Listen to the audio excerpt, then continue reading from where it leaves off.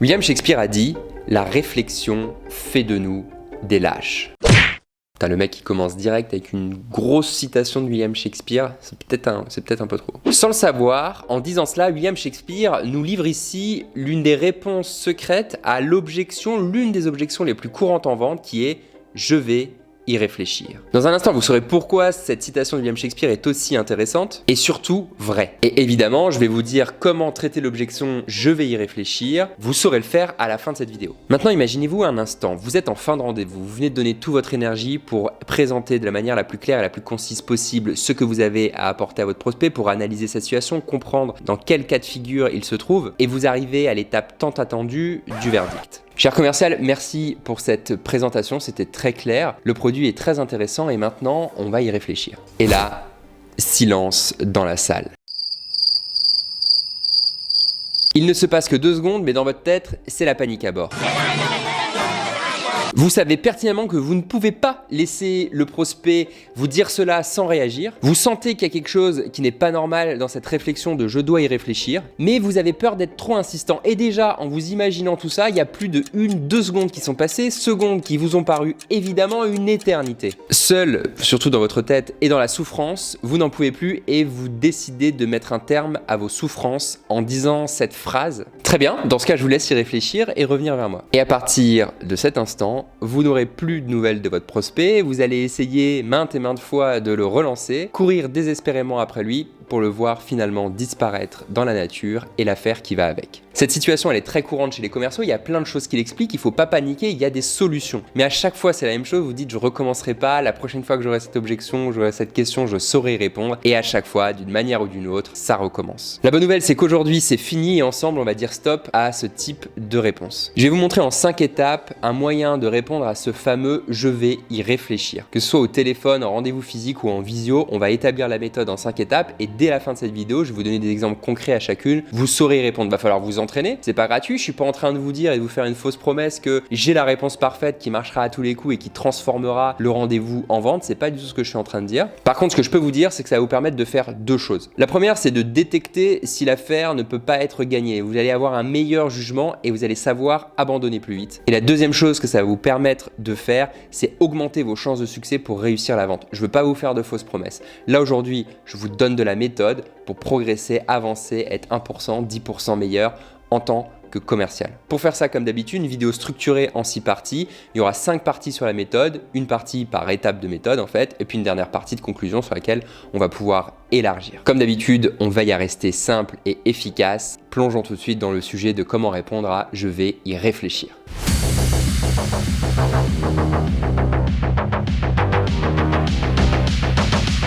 La première chose à savoir déjà, c'est qu'on peut éviter un maximum d'avoir cette objection.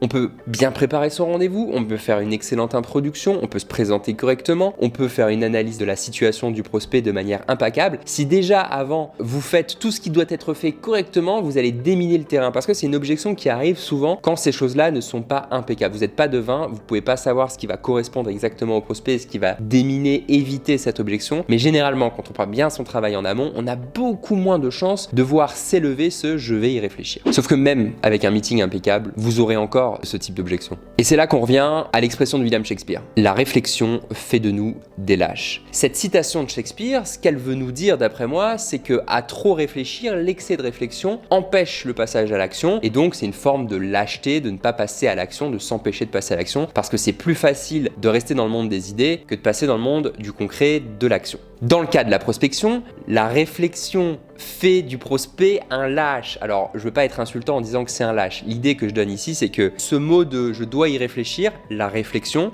est en fait un moyen détourné d'indiquer que le prospect ne veut pas avancer pour d'autres raisons, qu'il n'est pas prêt, qu'il a plus besoin de plus de temps. Ça peut être par manque de courage, pour ne pas dire lâcheté, c'est-à-dire qu'il veut pas se confronter à vous, qui va aller probablement essayer de résister, etc. Donc il va dire autre chose que la vraie raison. Ou alors par paresse, le prospect veut pas s'embêter avec ça, donc c'est plus facile de vous dire « je dois y réfléchir » que de vous expliquer les vraies raisons qui font qu'à ce stade, il n'est pas prêt à avancer avec vous. La vérité, c'est que c'est quelque chose de complètement naturel qu'il faut comprendre et d'ailleurs, je vous invite à vous poser la question. J'imagine que on vous a déjà invité à un dîner que vous avez décliné pour une autre raison que la vraie raison.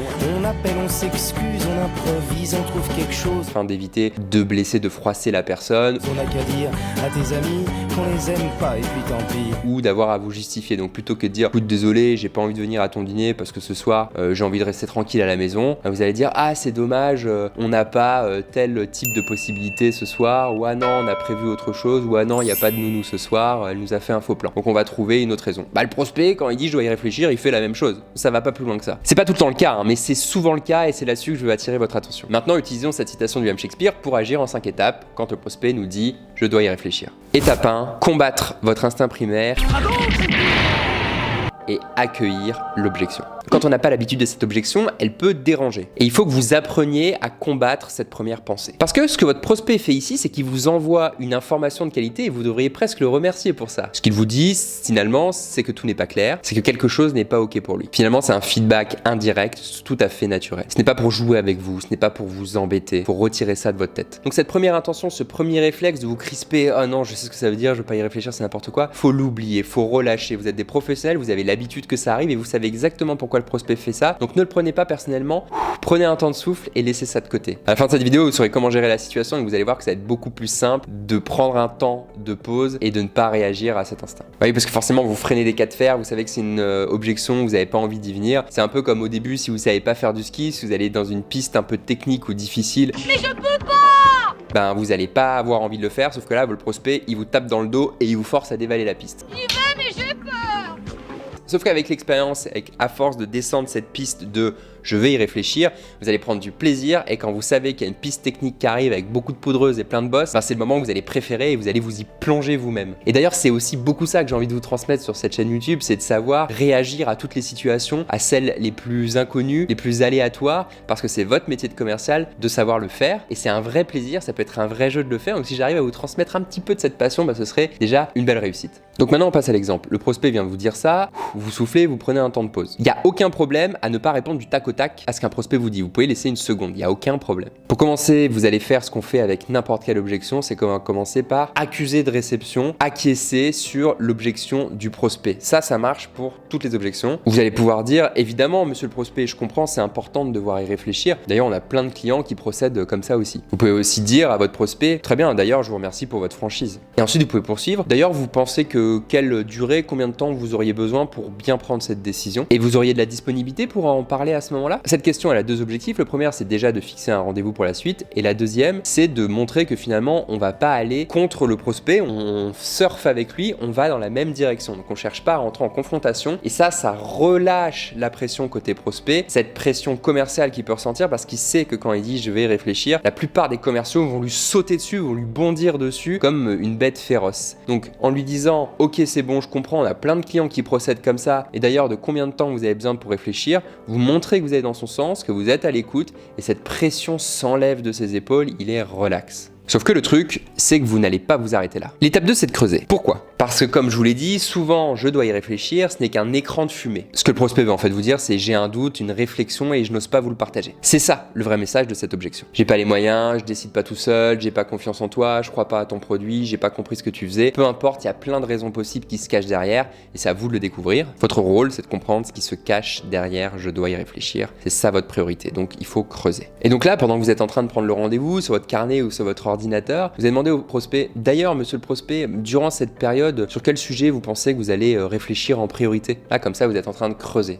Mais réfléchir à quoi? La deuxième chose que vous allez pouvoir dire à votre prospect, toujours en prenant votre rendez-vous, c'est d'ailleurs monsieur le prospect, pendant votre période de réflexion, est-ce qu'il y a des sujets auxquels vous allez réfléchir et qu'on n'a pas forcément abordé pendant ce rendez-vous? Vous pouvez aussi dire, d'ailleurs monsieur le prospect, pendant que je prends le rendez-vous, qu'est-ce que vous verriez comme raison de ne pas travailler ensemble? Qu'est-ce qui pourrait nous empêcher de travailler ensemble? Et donc toujours, pendant que vous prenez ce rendez-vous, vous pouvez aussi dire à votre prospect, et d'ailleurs monsieur le prospect, de votre avis, pour vous, c'est quoi l'aspect de la discussion qui va demander le plus de réflexion? Dans la recherche d'un fournisseur, qu'est-ce que vous voudriez éviter? Ou au contraire, qu'est-ce que vous cherchez? Voilà, et là vous avez un début de conversation, il va vous répondre et vous allez alimenter. Donc vous allez commencer à avoir des bribes de raison et à partir de là, vous pouvez élaborer en fonction des situations. Il y a une approche un peu plus directe qui marche également très bien, c'est de dire à votre prospect, et monsieur le prospect, sur une échelle de 1 à 10, 10 étant j'achète maintenant, où est-ce que vous vous situez actuellement? Donc là, ça va vous permettre de comprendre si vous êtes loin du compte ou si vous êtes très proche. Un prospect vous dira rarement 3-4. Mais en tout cas, il va afficher une différence entre le 10 et là où il est. Voilà. Peu importe si c'est 6, 7 ou 8,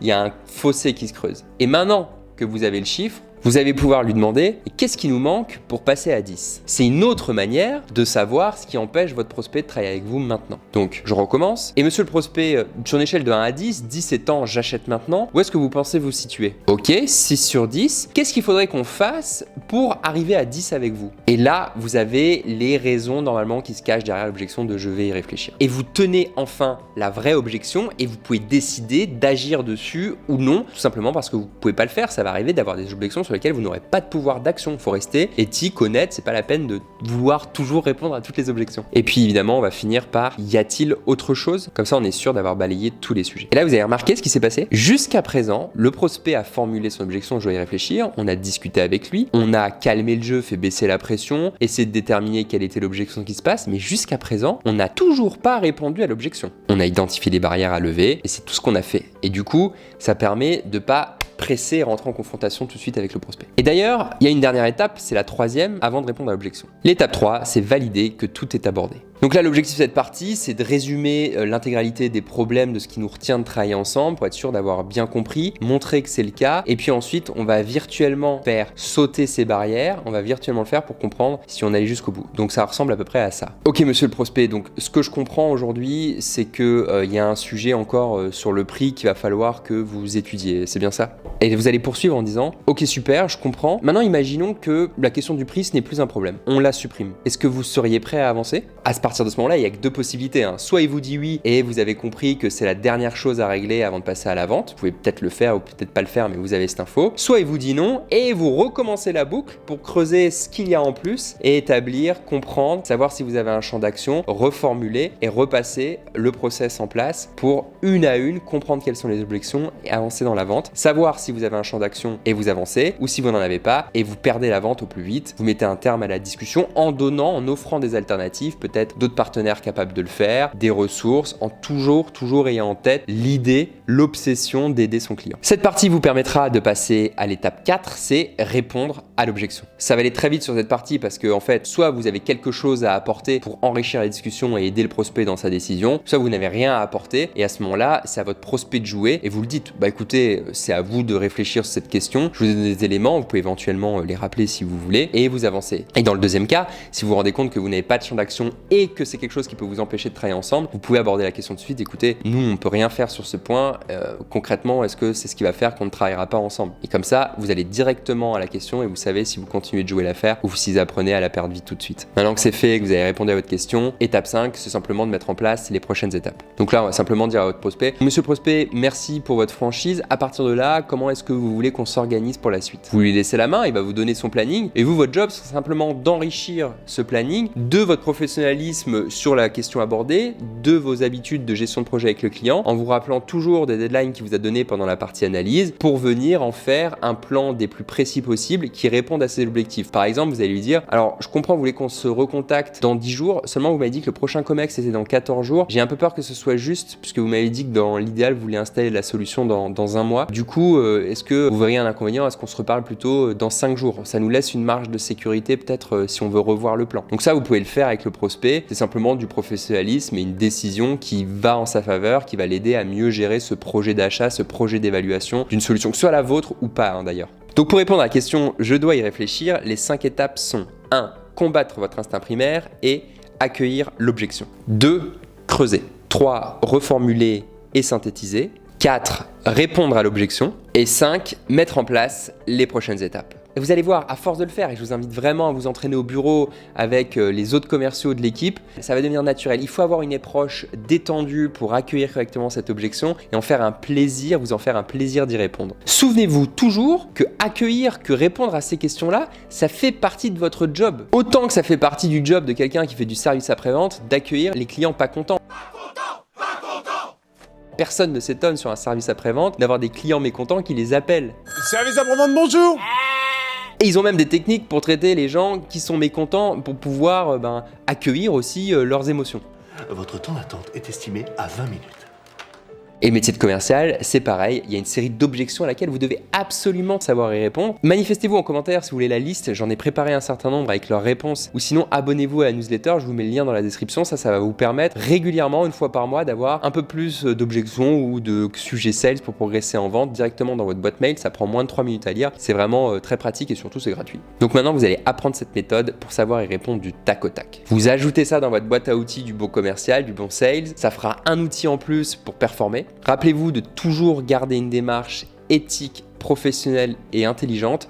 Au final, c'est ce qu'il y a de plus performant et on est très content que ce soit comme ça. Il n'y a pas de secret pour réussir et maintenant il faut appliquer, vous entraîner au bureau et appliquer encore. Sinon, regardez ces vidéos, vous perdez votre temps, ça sert strictement à rien et moi aussi je perds mon temps si vous appliquez parce que vous n'allez pas avoir de résultats et mon objectif c'est que vous en ayez. Donc si vous voulez plus de conseils, allez voir ma newsletter, elle est en description, elle est complètement gratuite, vous vous abonnez, c'est une fois par mois et c'est 3 minutes par mail pour progresser en vente. La semaine prochaine, je vous donnerai une autre méthode pour vendre plus en B2B. Ah puis avant de partir, j'ai une petite énigme pour les meilleurs d'entre vous. Ici, il y a un éléphant dans mon décor. Celui qui trouve en commentaire pourquoi il y a un éléphant dans mon décor, je tire au sort 30 minutes de coaching gratuit avec moi. D'ici là, évidemment, je vous souhaite d'excellentes ventes et que la Salesforce soit avec vous.